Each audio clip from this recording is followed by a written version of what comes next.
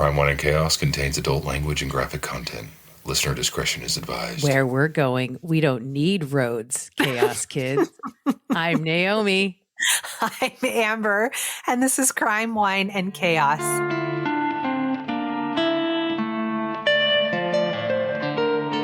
That's so weird. Why? Well, I was listening to a podcast the other day, and they were talking about like the most famous cars from movies, and that one, of course, the DeLorean was. Of course. Yes. Yeah, it's so weird when you hear the same reference twice, Anyway, hello. Yeah. Hi. Hi. Sister. Yeah. What is going on? The Chaos Kids knew you were going to get your teeth pulled. Right. Now your teeth have been pulled.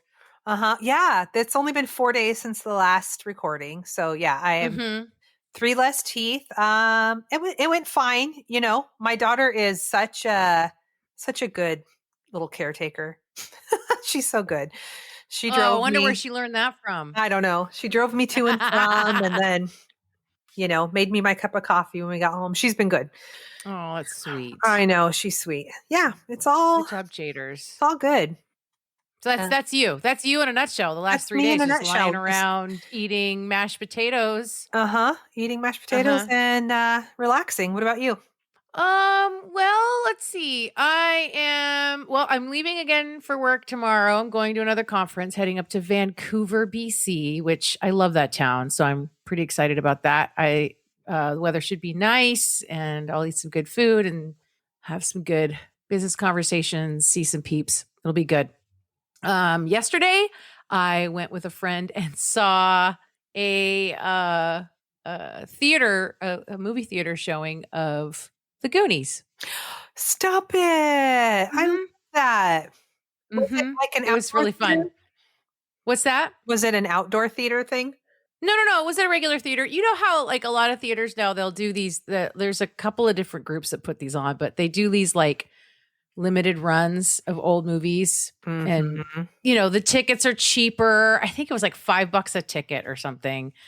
So, we just went, it was like noon. There's hardly anybody there. So we had the theater almost completely. I mean, there was like maybe 10 people in the theater with us. So it was really fun. It was really fun. Cause I'm positive I did not see Goonies in the theater when it was in the theater originally. Probably not. So that was really fun. In fact, well, I mean, being of that generation, right, where by the time we were like super into movies, like VHS was becoming more and more abundant and video stores were popping up everywhere. And like we had a VCR. And so like we watched like a lot of movies we watched at home on VHS, right? So yeah, there's a lot of like beloved movies from our childhood that I've never seen in the theater. And I always, when one is showing in the theater, I always take an opportunity if I can to go and see it. So that was a good time. That's awesome. That I remember, going to the theater for us when we were kids was like a very rare treat. And I remember. Yeah, well, because it's expensive. The one time that we were going as a family, I threw a full-blown shit fit. Do you remember this? No. What movie was it? Do you remember? You and Marissa wanted to see Big Top Pee-wee, R.I.P. Fuck yeah. I wanted to see Who Framed Roger Rabbit. Oh, I mean. And I was like crying and upset and all the things. And then we went and saw Roger Rabbit and I actually didn't really like it that much, but. Do you remember that? I don't remember that, but I'm like retroactively angry at you because Big Top Pee-wee would have been so much better. I was so than mad. Who Framed Roger Rabbit. Oh my God. Yeah. Fuck you, Amber. Fuck little Amber. Whoa. Okay. Well, if Big Top Pee-wee makes its rounds, we will I'll go. be there. I'll be there. God, Jesus. sorry. Little Amber is sorry. God. Okay, well, you know what? It's all right. Little Amber is forgiven. I'm over it now. In fact, now that I'm thinking about it, like I have no recollections of Big Top Pee-wee, and I'm wondering if that means that, like, because of that, I never actually saw Big Top Pee-wee, or I only saw it once. I don't know. Because of me. I have. I literally have no memory. My only real memory of like young, like when we were young, going to the theater was when we were in Spokane one time visiting, and the adults decided that being like mom, dad might have been there, like Auntie Lynn and like whoever her man was at the time, maybe I don't remember. And like all the cousins and probably a couple of the other aunties, we were going to go go to the movies together. And they took us all to see, and I don't know if you went or not, because I remember I was like probably 5 or 6 years old. They took us all to see the Twilight Zone movie. Oh, God. And I remember being terrified. Oh, yeah. I was definitely too young for that movie. Oh, God. Yeah, that's terrible. Well, I think that we also saw with the same cousins and aunties, Michael Keaton Batman. Did we? I feel like we did. I don't remember that, but if you remember that, then I believe you. But the Twilight Zone? What the fuck? Yes. And that movie was like, it's weird. It wasn't like as innocuous as like a black and white TV show, because it was like color and they basically picked like the creepiest stories, and it was definitely not I don't like it. Yeah. I'm sorry. It's okay. It's okay. You know what? That began my love for being scared and horrified. On that note, now here you are. Uh-huh. Well, first of all, what are you drinking? Thank you for asking. I'm actually not. I'm actually drinking water because my medicines. My mouth hurts. In your mouth. Yeah. Okay, well, never mind. Then tell me a horrible crime story. I'm going to tell you a horrible crime story. I knew it. I had this feeling that that's what was going to happen. Yeah. All righty. So we are going to Greenwood, California. Okay. Whereabouts in California is that? That's a great question. I feel like, I think it comes later, but I feel like it's not too far outside of San Francisco. Okay. So we are talking about a family here, 35-year-old Molly McAfee and her partner, Adam. And together they have a 7-year-old son, Gavin, and a 15-year-old stepson who is Adam's son, Nolan. Okay. So the family is working on building a cabin in El Dorado, which is in the mountains. You're familiar with El Dorado? No, but that sounds amazing. The mountains of California are on my list of places to hike. So awesome. Mm-hmm. It's about 2 hours away from their residence in Greenwood, and it's going to be Molly and Adam's retirement home. Sure. They're building it themselves. So at this time, there's just like it's framed in and there's a roof, but there's no power, no water, nothing like that, right? Sure. So Adam owns a successful construction company and Molly works as the bookkeeper and the office manager. And so they've been going up to the cabin nearly every weekend to do work. So they kind of just roll out sleeping bags in the framed in rooms and call it good. Mm-hmm. So Nolan do they usually take the boys with them too? Yeah. Okay. Yeah. 15-year-old Nolan had been working with his dad since he was small at his business. And their extended family also would go up to the cabin, to get away, be in nature, and also to help, build it. Right. They would do target practice up there, and Adam taught the kids how to safely shoot a gun.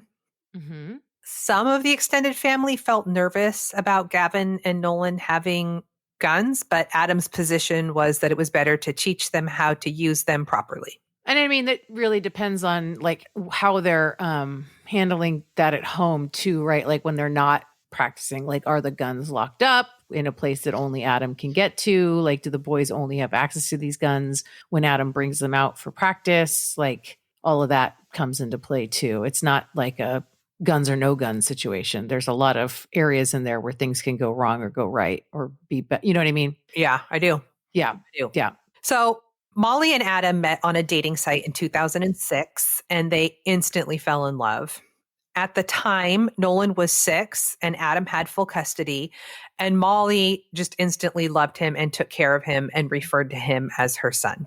Oh, I know. Bonus mom, bonus son. Mom. I know. They're the best. In 2007, Molly gave birth to Gavin. Gavin was described as mischievous and playful, and he loved being the center of attention.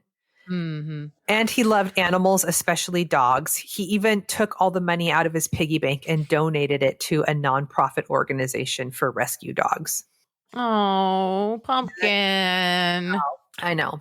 So Adam and Molly had a rocky relationship, unfortunately. Molly's family said that Adam was really hard on her and made her feel like she never did anything right. Fucker. Things like the house never being clean enough. He was also really hard on his son, Nolan, especially as Nolan became a teenager. He expected him to get good grades and to work and to help take care of Gavin. And the family says that Adam expected Nolan to be more of a grown-up than what he was capable of at that age. I mean, that is not uncommon for a first child. Oh, Like the oldest usually often gets treated that way. mm-hmm. Yeah. Like you should know better. You should know better. You're the oldest. Mm-hmm. You need to help take It's care like- of your siblings. You're the oldest. You should know better. You're the oldest is literally like tattooed in my brain. God, ew. You don't just naturally know better because of age. You know because someone taught you. Just another little tidbit of why I'm in therapy, you guys. God. So oftentimes at family functions, Nolan would disengage or be off somewhere by himself. His classmates described him as weird. And in high school, he took a film class that he got really into, but the films he enjoyed making were like really, really dark. No, I see where this story is going and I don't like it. Mm-hmm. Oh, Amber. Yeah. You're pulling it out of the Naomi playbook today, aren't you? Listen, there's a lot in that book. I didn't even mean to. It is. I know. There's so much. I know. Yeah. So he liked to make dark films where he was the antagonist and he liked to scare people. And he also didn't mind physically hurting himself for his films. Oh. Yep.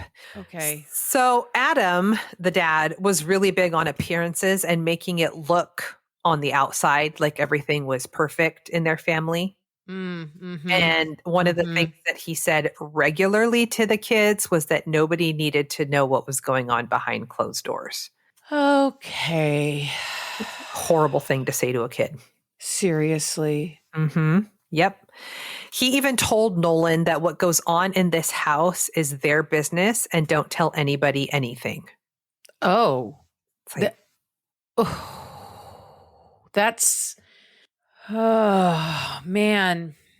Okay. by December of 2014, Molly had moved into the downstairs bedroom. So they were still legally married, but separated, but staying in the same home. Molly's sister said she believes that they were staying in the same home so that the boys could stay together. And even though that was the case, Molly was still expected to take care of the boys and make sure that all of the cooking and cleaning was done. As well as being like the fucking 100, like the full office, like keeper for the business, including the books. Okay. Right. Oh, yeah. Right. Mm-hmm. Okay. Adam would give Molly a hard time about her weight, and he even gifted her a treadmill. Okay. I hate this guy. Fucking guy. Okay. Yeah, he's a piece of shit. So Nolan was very protective of Gavin. And when the parents would fight, Nolan would bring Gavin into his room just to kind of like distract him and play with him so that he didn't hear what was going on. Right. Adam was getting increasingly shittier and shittier to Molly and Nolan. And the family also said that they never saw Adam yell at Gavin the way that he did Nolan. Which is, again, that's very typical behavior. That is very typical behavior between, an older and a younger sibling or child. I just think it's weird because there's that extra layer here where Nolan is like his. I mean, they're both his, but you know what I mean? Like, it would make typically what you would see is the non-biological parent being shittier to the kid that isn't quote unquote one of them. Theirs. Yeah, that's true. So I just think that's kind of odd a little bit. I don't know. Especially since he seems to despise his wife and Gavin. Well, and this guy is like, sounds like he's very controlling. And a lot of times people that have children and they are very controlling people, they view their spouse and their children as, even if they don't consciously think of it this way, they view them as property, and they own them, and as in some ways an extension of them. Mm-hmm. And then whatever they do or don't do, or however they present to the world, is like a reflection of them. More than it is normal for people to feel that way about their children being a reflection of them. You know what I mean? Yeah, that makes sense, because at this time, Gavin's like a 7-year-old and he's just a normal 7-year-old boy and he's cute, right? And Adam, by all accounts, is like, he owns a construction company, he drives a big truck, he blah, blah, blah. And to have the son, Nolan, who is goth or alternative or whatever, I can see that being embarrassing to him because he's not being like a man's man or something, right? Right, exactly. And like Gavin isn't old enough to be groomed into these masculine norms that Adam would have him become yet. That's a good point. Yep, that's probably exactly. Because he hasn't gone through puberty yet. Mm-mm. He's still a kid, so he gets a pass for being a kid. Mm-hmm. Mm-hmm. So Nolan starts spending more and more time making his films, and you can see in his films that he's becoming more and more aggressive. So by the summer of 2015, it seems like Molly and Adam are in a better space. They're still fighting. Question mark? I know. I mean, not a good space, but I guess better. Okay. They're still fighting, but it's not as bad. And the family is up at the cabin. They're riding quads. They're having a good time. But then there's this point where Nolan gets off of the dirt bike. Oh, no, Nolan gets in a wreck on the dirt bike and gets hurt. He hurts both of his ankles, and Adam berates him. And for the rest of the weekend, Adam treats Nolan like shit, basically. For having an accident. Mm-hmm. And he basically was telling him that if he hadn't acted so stupid, he wouldn't have gotten hurt. And so he deserved it. He even refused to take him to the hospital and was basically like, man up. If you think that you can act like a dipshit, then you can just walk it off. Yeah. Just walk off your busted ankles. Like what?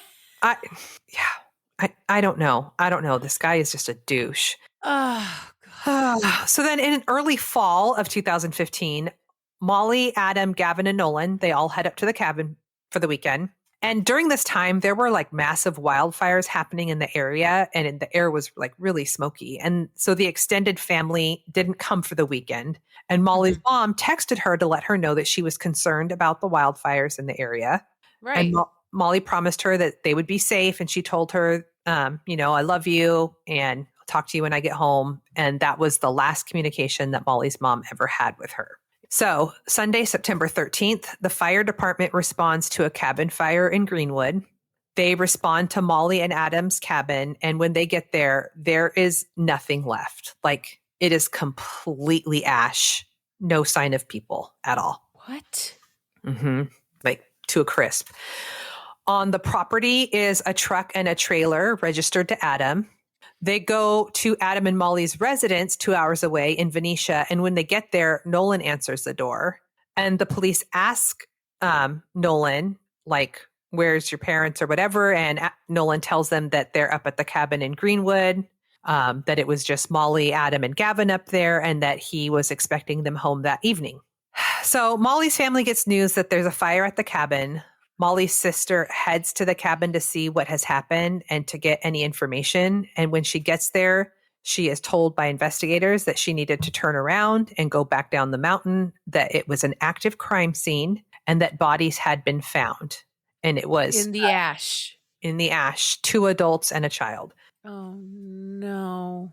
So DNA testing confirmed that the bodies were Molly, Adam, and Gavin. And investigators also learned that this was not the result of a wildfire and that gasoline had been used. Yep. They also discovered a bullet hole in Gavin's skull. No. I know. He shot his brother? Well, we don't know who's done it yet. We know who's done it. So initially, investigators suspected that this was a murder-suicide. So they start looking for the weapon, but they don't find one. Right, because it wasn't a murder-suicide. Nolan annihilated his family and then burned the cabin to the ground. Yeah. So a day after the fires, investigators go back to the home in, I think it's Benencia, to tell Nolan that his family was dead. He didn't seem to have much of a reaction. He tells investigators that he helped his parents load up the truck before they left that Friday and that he stayed home for the weekend. He said that he went to church with friends on Sunday and to the mall. He also starts sharing his own ideas about what he thought happened up there. Oh, titty. Yeah. He said that his dad's business was tens of thousands of dollars in debt and that his dad had to lay some people off and maybe they were angry. Okay. So the police look into this and they learn that Adam's business was in bad shape and that his employees described him as not being a very nice boss and not being a very nice guy. A few days later, there happens to be like a coastal cleanup going with volunteers. And there's a volunteer that happens to be in a field near Adam's construction company. And in this field, they find Molly's purse and a rifle. Okay. Yeah. And forensics confirmed that it's the same rifle used to kill the family. So Adam doesn't lock up his guns. No, he doesn't. So then Molly's family is finally able to have some time with Nolan, and they say that his behavior is really weird. They say weirder than normal. He didn't cry at all. And he was saying that his dad's business would go to him since he was the only person left. Oh, really? And that he said, quote, "I am no longer an heir. I am an owner." It's just creepy. So as soon as Molly's children, would you say fucking I hate children? No, I just said fucking children. Every time we do one of these stories, it's like fucking children. Yeah, it's terrifying. It's terrifying. And also, like, only a fucking child would say something like that. And also, this is like rough because this is like Molly's family. So it's like, I'm sure they loved him and considered him family and all the things, but like the only one left is like this step grandkid who now seems like maybe he just, I don't know. The whole thing. Like he just had a windfall because his family was murdered. Yeah. So as soon as Molly's family left the restaurant where they were having lunch with Nolan, they all contacted the investigators and they were like, yeah, they did. Fucking right. Yeah. So investigators start looking through CCTV footage from the construction company. So Adam has 2 trucks and a trailer. There is a Ford F-150 and a Dodge. So in the CCTV, they see Adam and Nolan loading rock into the trailer to take up to the cabin, and the trailer is hitched to the Ford F-150. But the F-150 is the vehicle that was at the home in Benencia Sunday morning when they went to visit Nolan, and the Dodge was the truck at the cabin. Right. When they confronted Nolan with this, he says that they hitched it to the F-150, but his dad switched it to the Dodge when he got home before heading up to the cabin. Liar. This doesn't make much sense. And not only that, but Molly's dad said that the Dodge truck never left the cabin property because it was a piece of shit.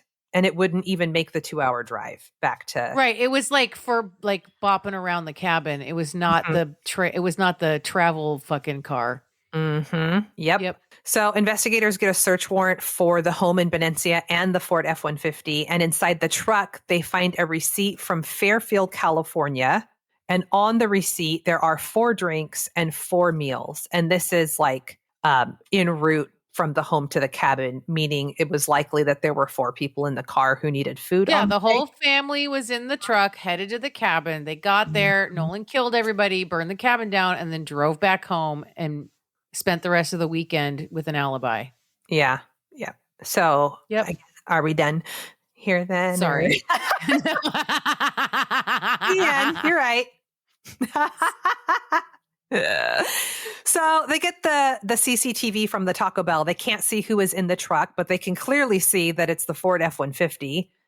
So, right? Nolan's story is bullshit. Yep.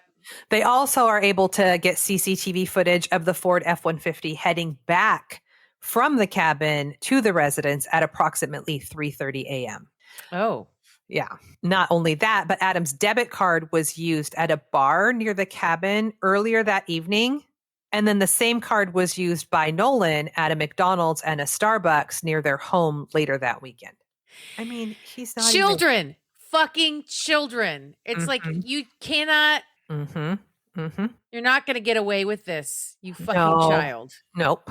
So on October 1st, detectives go to Nolan's school and he is arrested on 3 counts of first-degree murder in the hallway at school. Whoa. That was an exciting day at that high school, let me tell you. He is tried as an adult and he enters a plea of not guilty. He testifies to the court that he was at the cabin and that he woke up in the middle of the night to yelling and then shooting. He says that an intruder had come in and shot Molly and his brother, and that he was able to get the gun away from the intruder. And it wasn't until after he shot the intruder that he realized it was his dad. What? The thing is so they had that receipt of Adam's debit card being used at a bar near the cabin.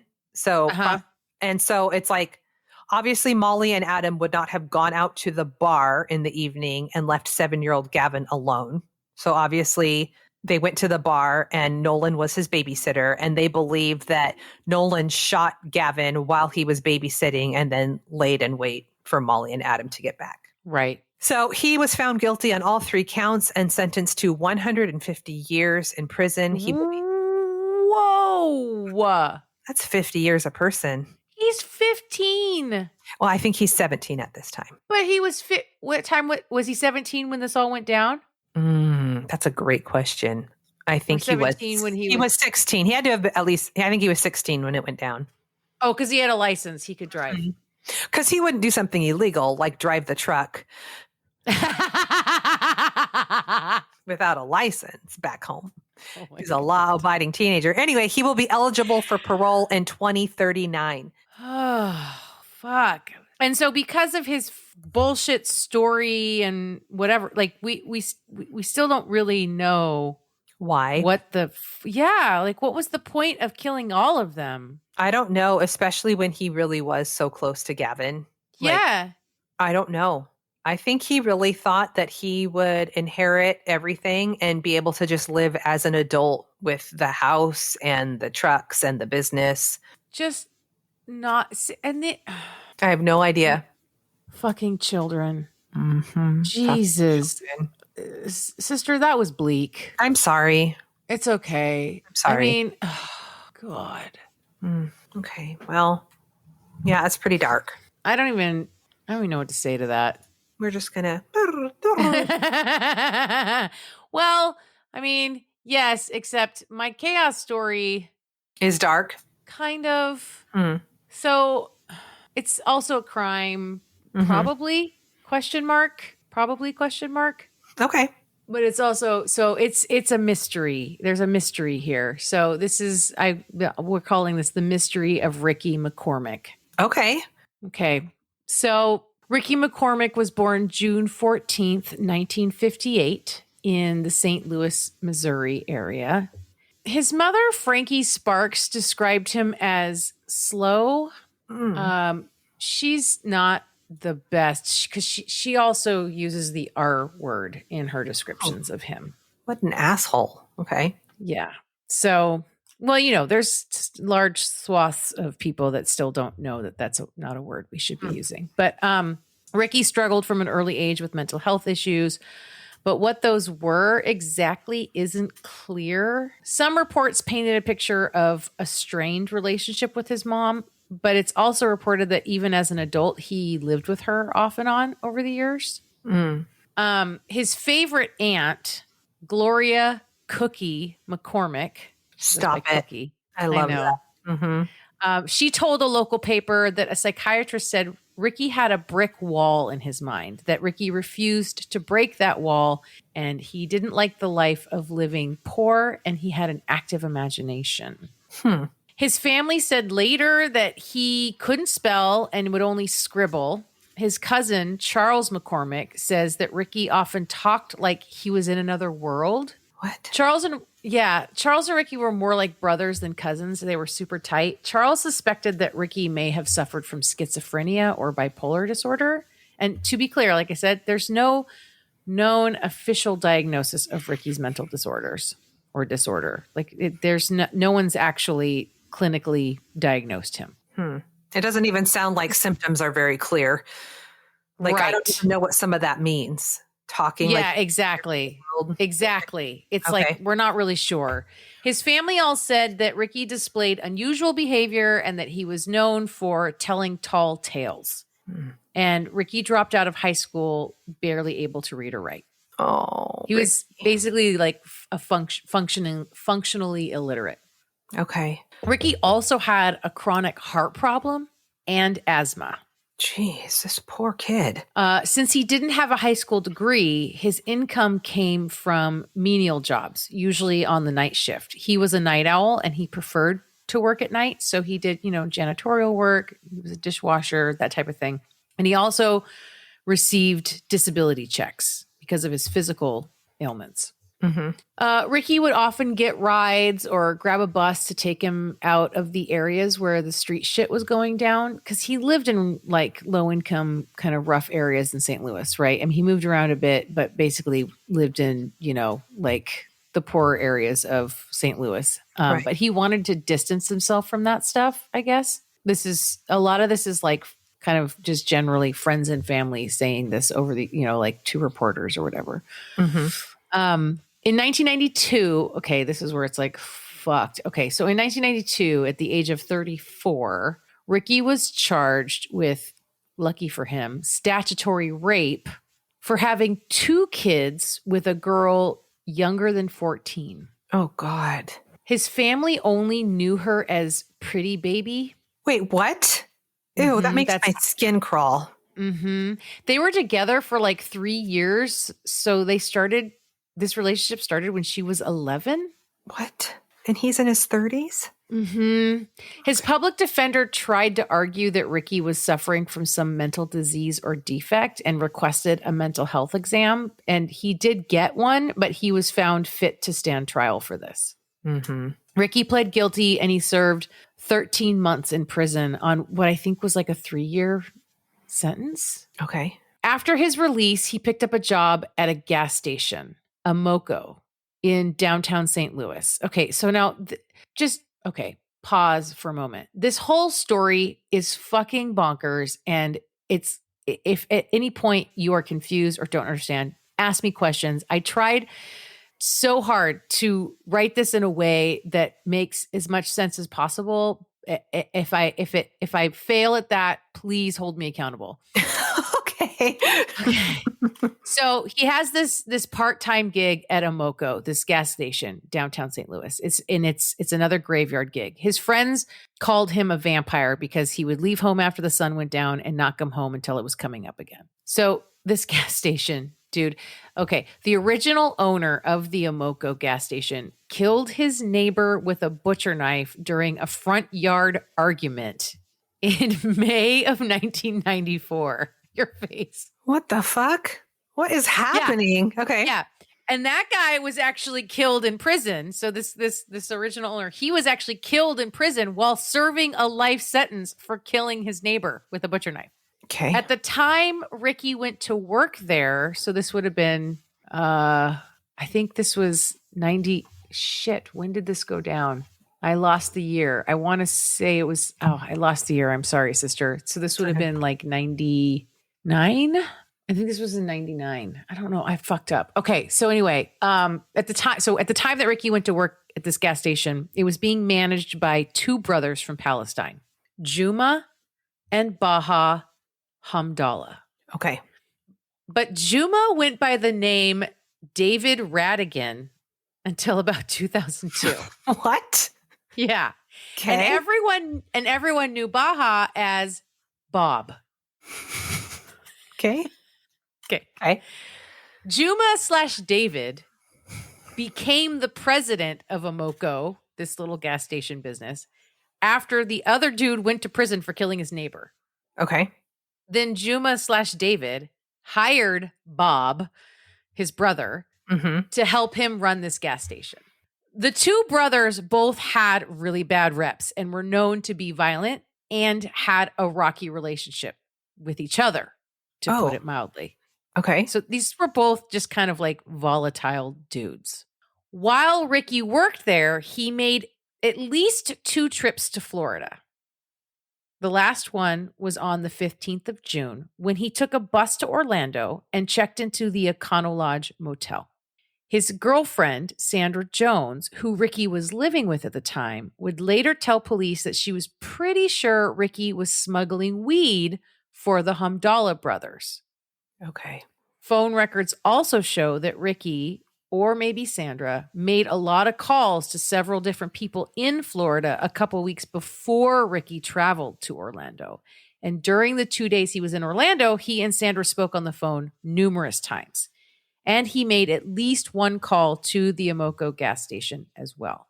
Got it. So I guess one of the other ways Ricky made extra cash was to run packages for people. According to Sandra, when he would return from these trips to Florida, he would come back with weed. They would be sealed in Ziploc bags and rolled together into bundles. Ricky told Sandra he was holding them for Bob. Okay.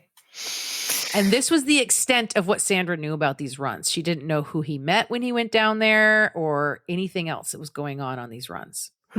But she also said that that last trip in mid-June to Orlando was different because when he got back, Ricky was different. Ricky was acting erratically, and she also said he seemed scared. Oh, no. On June 22nd, around 3 in the afternoon, Ricky walked into the Barnes Jewish Hospital emergency room complaining of chest pains and shortness of breath. He told the doctors that he did not use drugs or alcohol, and later his family would confirm that this was true. He did smoke at least a pack of cigarettes a day, and he drank a lot of coffee, like all day long. He told the doctors he averaged about 20 caffeinated beverages a day. Holy shit. Oh my God. Can you imagine? I mean, this is like people who just like slam Red Bulls all day or whatever, right? That's like, what Michael does. He slams rocks all day. It's insane. But 20? No. God, no. And he's got a heart condition and asthma? Yes. And he's slamming caffeine and smoking? Cool. Yes.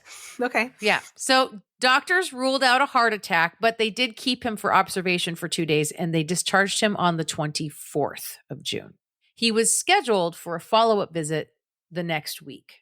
Then he took a bus to Cookie's house and visited her for about an hour. Cookie said that it wasn't uncommon for Ricky to visit her, and he would often stay for hours to talk with her. But she said he seemed much less chatty on this visit. She got the sense that something was on his mind and that he was being careful about what he said to her, like he was watching what he said so as not to reveal anything he shouldn't to her. She offered him a ride and he declined, and Cookie's last image of her nephew was of him walking down her street. Around 5 p.m. the next day, on June 25th, Ricky was back in the emergency room, but this time at Forest Park Hospital, which is less than 2 miles from the other hospital. He told the doctors he was having trouble breathing after a day of mowing lawns. The diagnosis was an asthma attack. He was not admitted and was officially released at 5:50 p.m., less than an hour after he arrived. But Cookie said that she heard from some people that Ricky didn't actually leave the hospital and, in fact, spent the night in the waiting room. Weird. So the next morning, on the 26th, around 11:30 a.m., Sandra, Ricky's girlfriend, spoke with him on the phone. She said he told her he was out of the hospital and on his way to the Amoca station to get a bite to eat. At least one employee at the gas station, we're not sure who, as the police doesn't say in the report, it only says he, but this guy said they did see him there that day. This same employee also claims to have seen Ricky the next day on Sunday, June 27th. Okay. Now, Cookie has speculation that these hospital visits were actually an attempt by Ricky to find a place to hide out and lay low. Based on his demeanor the last time she spoke with him and what would happen after, She thought it was possible that Ricky knew he was in danger and was hiding from someone. She said, quote, maybe he knew it got into something that put his life on the line and that he knew he could have stayed here, but maybe didn't want to put Cookie in danger too. Oh. No one actually noticed when Ricky went missing, though. No one reported his disappearance. Then on Wednesday, June 30th, which was 3 days, 3 days after the last time he was seen anywhere, Ricky's very badly decomposed body was found near a cornfield 20 miles north from where he lived and worked, near West Alton, Missouri, by a woman driving along a country road near Route 67. His body lay in an open grassy area between the road and the cornfield. He was wearing a filthy pair of Lee brand jeans and a stained white t-shirt. Despite the state of his body, they were able to identify Ricky by his fingerprints. That's awful. Mm-hmm. Part of what made this so strange, him being so far from home, was that Ricky didn't own a car or drive, and this was not an area where a bus would run. Of course, it isn't impossible for him to have gotten there by hitching a ride with a friend or an acquaintance, as he regularly did so. But, why? Yeah. Right. Police would later state that the area where Ricky's body was found was a dumping ground for known criminal activity. Ricky's body wasn't the first or last body found dumped in that general vicinity. God. Okay. Police had no leads on anyone who could have had motive to kill Ricky, and largely due to the severe level of decomp he was found in, the medical examiner would rule his cause of death as undetermined. What? So one report or one article somewhere did state that Ricky had maybe suffered some kind of head injury. I couldn't confirm this. But they basically, it's weird because if he had been dead for 3 days, the decomp was more severe than should have happened in 3 days out in the open. So there's speculation that maybe he had been killed somewhere and maybe left in a trunk or something where it had been hotter. Yeah. And he had sped up decomposition and then he was dumped. Also because of the fact that this lady was just driving down the road and saw his body. Right. And if he had been there for 3 days, someone would have seen him sooner than that. Right. Mm-hmm. But that also meant that because of the decomp, it was they couldn't really decide, are these stab wounds? Is there was no bullet in him. Obviously they would have found if there was a bullet, but there was just no way to determine for sure, how he died. Right. Oh. Captain David Tiefenbrunn, the Bureau Commander of Criminal Investigations for the St. Charles County Police, said, quote, if I was to rely on my police instincts, there probably is some foul play. We just haven't been able to prove it. So Ricky's death is treated as a possible homicide, and that kind of might have been the end of it, if not for something strange and intriguing found in Ricky's pocket. Oh. An examination of Ricky's body revealed 2 pages of handwritten notes, lengthy messages, written in what could only be some kind of code. What? Mm-hmm. The St. Louis police held these notes for 2 years before the notes were sent to the FBI's Cryptanalysis and Racketeering Records Unit, but that team of elite code breakers could not crack it. Did he make up his own language that only made sense to him since he was illiterate? If you look at these notes, they're written in English letters and regular numbers.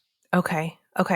The police and the FBI kept these notes to themselves, not disclosing the discovery to the public. Not even Ricky's own family knew about these notes until in 2011, 12 years after his death, when the FBI revealed the notes to the public, asking for help from anyone who wanted to take a gander at figuring out what these 2 sheets of paper actually said. Wow.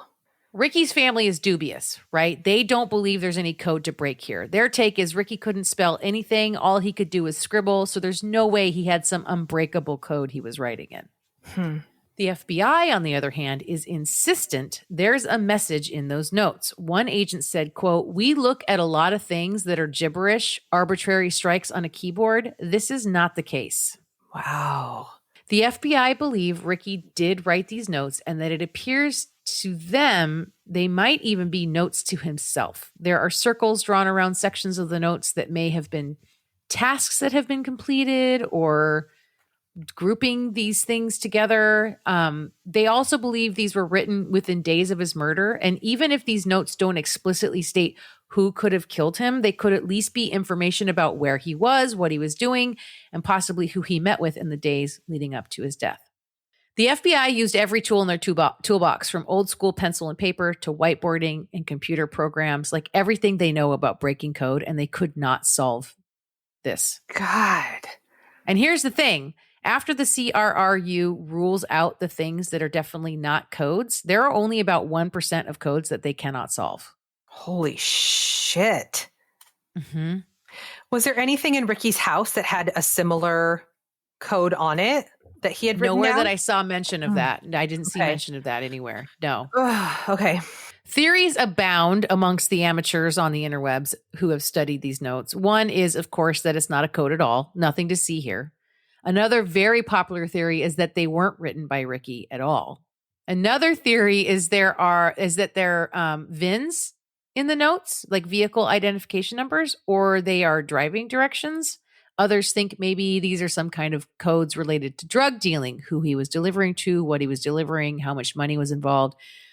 And yet another theory is that it was a personal journaling of maybe his medical issues or something. And there are crazy theories that are based in basically nothing, like that it was the last hospital he was at that killed him because he witnessed something shady there and made notes about that, or that it has something to do with the illegal dumping of hazardous materials in the area. And there's a child molestation ring theory that he was going to blow the whistle on it. I mean, it was just like, of course, the internet abounds with like insanity, right? Sure. Police have no hard evidence or leads as to who could have killed Ricky, but that doesn't mean that there aren't any suspects.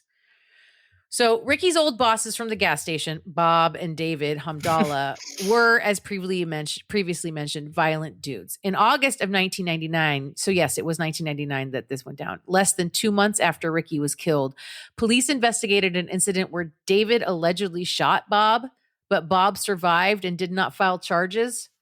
God. Shit. During the course of the police investigation into this shooting, they found a link between Bob and a gang in St. Louis. They also linked Bob to narcotics. Also, there are numerous incidents on record of Bob getting into altercations with different people, and Bob is shooting at these people in these conflicts, including another Hamdallah brother. Oh. He also beat some poor houseless man with a hammer for being on the gas station property. Oh my God. That's awful.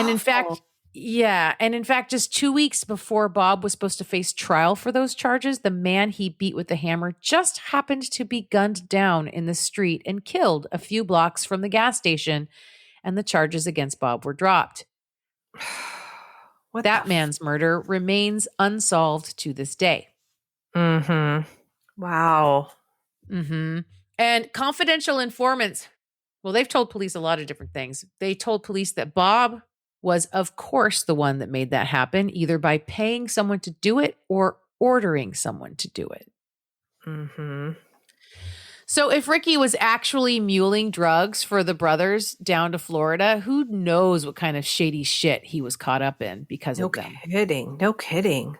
Police also had another guy on their radar, a local dealer, a big player, Gregory Lamar Knox. Knox operated in and around a housing complex not far from where Ricky lived. Knox was also a suspect in several homicides, including at least 2 murder-for-hire schemes. According to police reports, again with confidential informants, told them that Knox was responsible for the murder of a black man who worked at a gas station whose body was dumped near West Altman. Police have found only a possible connection between the Hamdallahs and this Knox dude.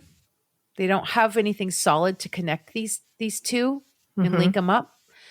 Police did run surveillance on both the Hamdallah brothers and on Knox, but they found nothing to link either of them to Ricky's death either, or to link them to each other, even after doing all this surveillance. Okay. Ultimately, both Bob and Knox did end up in prison for a while anyway, because where else do fuckwads like this end up besides an early grave? Knox would get picked up in July of 2000 and plead guilty to possession with intent to distribute crack cocaine and carrying a firearm during a drug trafficking crime. A March 2001 report to Congress noted that Knox was a suspect in at least 4 homicides in 1998 and 1999 in the St. Louis area, and the number one supplier of narcotics in the LaSalle Park Holmes area in South St. Louis. He was released from prison in like 2013 or 2014. Wow. In October 2000, Bob was managing another store, Charlie's Food Market in Madison, Illinois, when he got into an argument with a customer. There are varying accounts of what went down, but a jury convicted Bob of first-degree murder for shooting the customer in the face with a 9mm Glock outside the store, and he was sentenced to 38 years in prison. Holy shit. God, but then guys.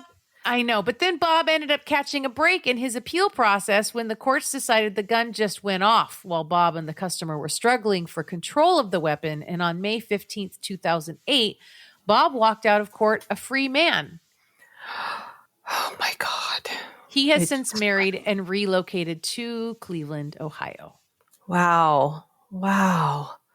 Ricky's notes remain one of the CRRU's top unsolved cases, and Ricky McCormick is buried in an unmarked grave in St. Louis. Jesus Christ. That is wild. And that is the mystery of Ricky McCormick. Yeah, it's crazy pants, right? You don't think that he just invented his own language since he couldn't read or write? Well, I mean, it's possible that he not invented his own language, but it's possible that like it is basically a code, but the only one who would ever be able to know it is Ricky, because it's his own personal code. Yeah. 100%. That's what I mean. Yeah. Mm-hmm. Mm-hmm. Wow. Wow. But I mean, if you look at these notes and like, okay, so I somehow I didn't realize it until I went looking for more info. My buddies, my guys over at the True Crime Garage did a 2-parter on this like 5 years ago. I went back and listened to their both their episodes about it, and they did like this whole second half of the episode is dedicated to these notes and the theories and code breaking and all of that kind of stuff. And it's interesting to hear them kind of discuss it and talk about all of this stuff. But if you look at the notes and like they talk about this, you can see that there are patterns. It's not gibberish. It's not like it doesn't mean any, it clearly means something. There is patterns there.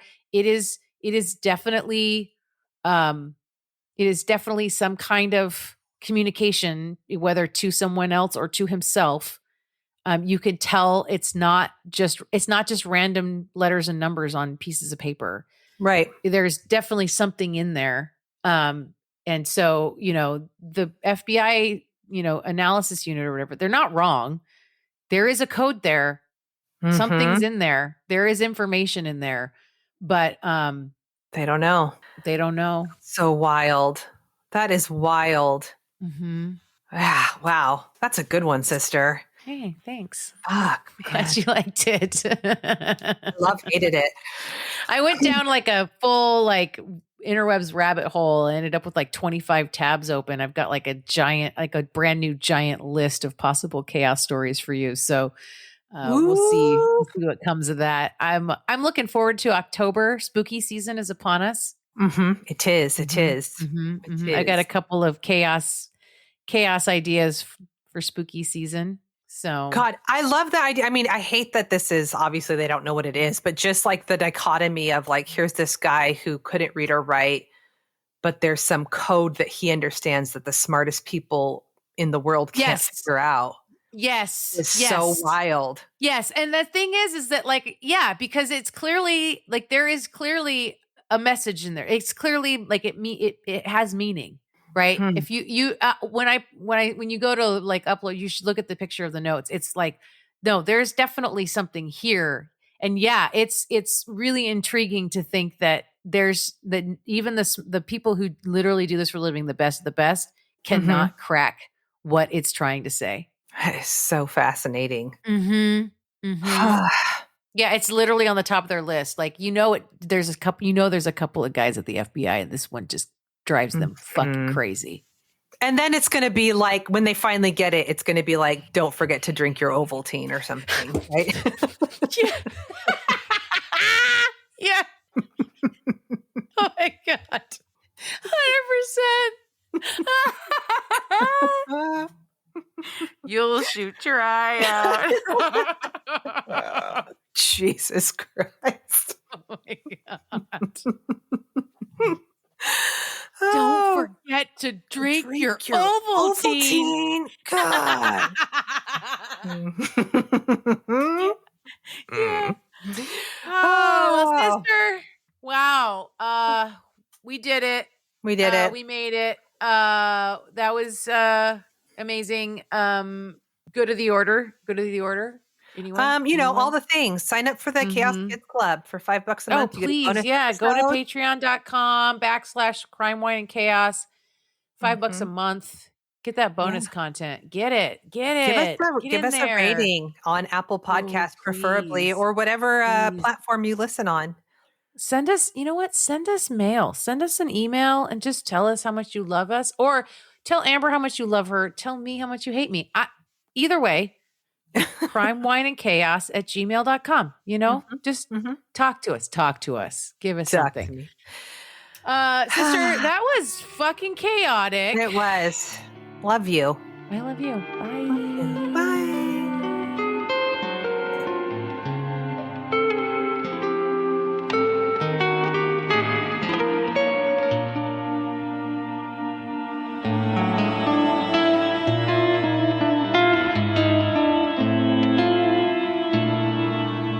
Crime, Wine, and Chaos is produced by 8th Direction Records.